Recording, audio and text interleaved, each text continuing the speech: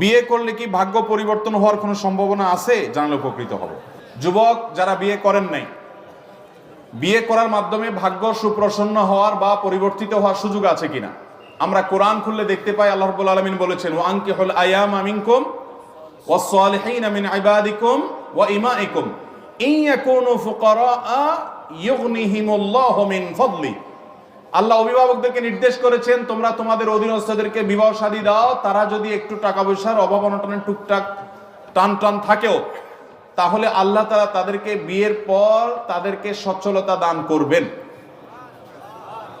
এর মানে এই না যে আপনার কাছে মোহরও নাই, আপনার কাছে স্ত্রীর মোটামুটি ডাল ভাতের ব্যবস্থা করার কোনো অ্যারেঞ্জমেন্টও নাই, ঢাল নাই তরবারি কিছুই নাই, কিন্তু আপনি নিধিরাম সর্দার হইতে চাচ্ছেন, এই সুযোগ নেই। যদি আপনার মোহর দেওয়ার কোনো ব্যবস্থা না থাকে, ডাল ভাতের জোগাড় করারও ব্যবস্থা না থাকে, তাহলে